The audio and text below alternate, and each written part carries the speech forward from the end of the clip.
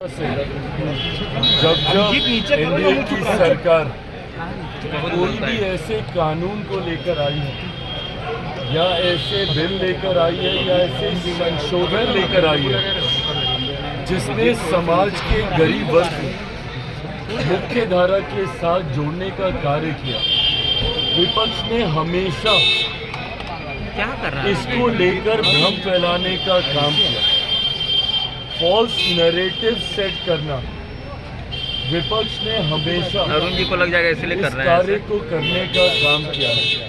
जितने भी दल हैं, इन लोगों ने जनता के बीच जाकर भ्रम फैलाना, झूठ बोलना, फॉल्स नैरेटिव सेट करना, निरंतरता में ये काम जितने भी विपक्ष के घटक दल हैं उनके द्वारा किया गया। क्या कर रहे हैं कृपा जी? उदाहरण के तौर पर जब सीए भी आया था उस वक्त जब हम करियर रहते थे आप पहला हाथ उन्होंने सीए को लेकर भ्रम फैलाने का काम किया। जनता के बीच एक आगजनी का माहौल निरंतरता में महीनों तक बना के रखा। उस वक्त भी मैंने सदन के पटल में कहा था कि हाल कानून को आरसी किया, आने वाले दिनों में अपने आप पता चल जाएगा कि इससे किसकी नागरिकता गई। सीए एक ऐसा कानून था जहां पे उन देशों में रह रहे अल्पसंख्यक लोगों को नागरिकता देने वाला वो कानून था, और इन्होंने उसको नागरिकता छीनने वाला कानून बताकर अल्पसंख्यक समाज, खासतौर पर मुसलमानों के बीच जाकर ये भ्रम फैलाया कि अगर सीए आ गया तो आप लोगों की नागरिकता छीन ली जाए। लंबे समय तक झूठ बोलने का काम किया। परिणाम स्वरूप देश भर में एक डर भय का माहौल बना रहा। आज मुझे बताइए कौन से मुसलमान भाई की नागरिकता छीन ली गई?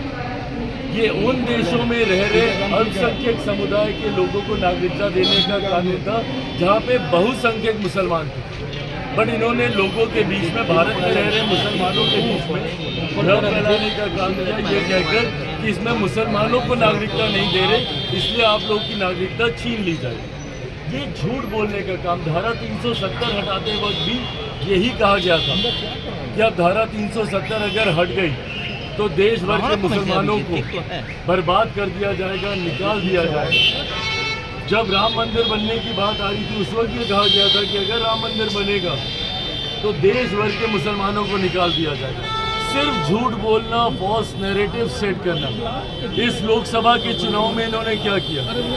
बार बार ये कह रहे थे कि अगर मोदी सरकार तीसरी बार आ गई तो आरक्षण समाप्त हो जाएगा, लोकतंत्र की हत्या कर दी जाएगी, संविधान समाप्त कर दिया जाएगा। जवाब देना विपक्ष के तमाम घटक दल, किसका आरक्षण छीन लिया गया? कहाँ का संविधान खत्म कर दिया गया?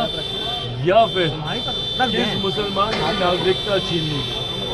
सिर्फ झूठ बोलकर, डर का माहौल बनाकर आप अपने वोट बैंक को संभाल के रखते हैं। ये सोच गलत है। आज पुनः ये जो संशोधन विधेयक आया है वक्फ को लेकर, पुनः इसमें झूठ बोला जा रहा है कि ये मुसलमानों के हित में नहीं है, मुसलमानों की जमीन को छीनने का ये काम है।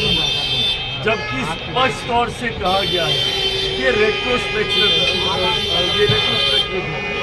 इसमें किसी का भी अभी तक जिस भी मुसलमान की जमीन है या उस पर मस्जिद बनी हुई है उसको नहीं लिया जाएगा, उसको नहीं तोड़ा जाएगा। फिर भी उनके बीच जाकर ये भ्रम फैलाया जाए। और इसमें ये तक कहा गया है कि अगर कहीं पे विवाद चल रहा है किसी विषय जमीन को लेकर तो उसमें जो न्यायालय का फैसला आएगा वो सबको मान्य होगा। तो इसमें गलत कहाँ पे कोई करे? अगर किसी सिस्टम में कोई पारदर्शिता लेकर आ रहा है, अगर ट्रांसपेरेंसी अगर एक सिस्टम में लाई जा रही है तो इसमें गलत क्या है? अगर आप गरीब मुसलमानों को उनका हक देने का काम कर रहे हैं तो इसमें गलत क्या है? आज की तारीख में कई ऐसे मसले हैं जहां पे मुसलमानों की ज़मीन का विवाद ही वक्फ बोर्ड के साथ चल रहा है। पर अफसोस की बात यह है कि उनको न्यायालय जा पाए अपने हक के लिए न्याय की मांग कर सकें, तो इसमें गलत क्या है? मैं मानता हूँ कि आज विपक्ष जो इसको लेकर एक भ्रम का माहौल खड़ा करने का प्रयास कर रहा है, महीने 2 महीने 3 महीने 4 महीने में अपने आप मुसलमान भाइयों को ये पता चल जाएगा कि इससे क्या सही में उनका कोई नुकसान हो रहा है या उनका भला हो रहा है। हमेशा की तरह जिस तरीके से विपक्ष उनको डराता रहा और पिछले 10 सालों में मोदी सरकार, केंद्र की हमारी एनडीए की सरकार के द्वारा लिए गए कानूनों को लेकर उनको डराने का काम करता रहा, पर इन 10-11 सालों में जनता और ख़ास तौर पे अल्पसंख्यक समाज इस बात को समझ चुका कि ऐसा कुछ नहीं हुआ। इन 10 सालों में 11 सालों में आज ये तीसरा कार्यकाल हमारी केंद्र की सरकार का चल रहा है। बताइए ना, इस 3 कार्यकालों में या पिछले 10-11 सालों में क्या ऐसा अहित हो गया मुसलमानों का? बल्कि जितनी गरीब कल्याण की योजनाएं हैं वो बिना किसी भेदभाव के समाज के हर वर्ग तक पहुंचाने का एक ईमानदार कार्य प्रयास हमारी सरकार ने किया। हमारी सरकार की सोच ही सबका साथ, सबका विकास, सबका विश्वास और सबका प्रयास की रही। और जो लोग चिराग पासवान या लोक जनशक्ति पार्टी रामविलास के ऊपर सवाल उठाते हैं, मैं उनको भी कहना चाहूँगा कि आपकी नाराज़गी मेरी सराखों पर कोई दिक्कत नहीं। आपकी नाराज़गी तो मेरे उस पिता से भी रही थी जब उन्होंने 2014 में एनडीए का साथ देने का काम किया।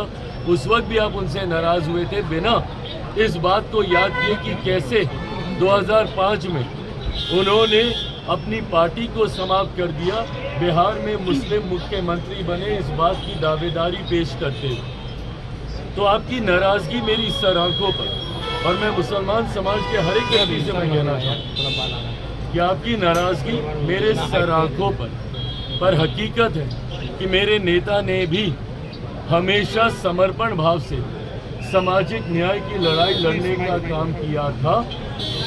मेरी रगों में भी उन्हीं का खून है, उन्हीं के संस्कार हैं। मैं भी उनकी उस सोच को उतनी ही ईमानदारी से आगे लेकर चलने का काम करूँगा। वक्त बताएगा कि चिराग पासवान के द्वारा लिए गए फैसले आपके हक में थे या नहीं थे, पर तब तक अगर आप मुझसे अपनी नाराज़गी भी अगर आप रखेंगे तो बस इतना याद ज़रूर रखिएगा कि चिराग पासवान का समर्पण न सिर्फ उस समाज के प्रति है, अल्पसंख्यक वर्ग के प्रति है, मुसलमानों के प्रति है, बल्कि उससे बड़ा समर्पण मेरे नेता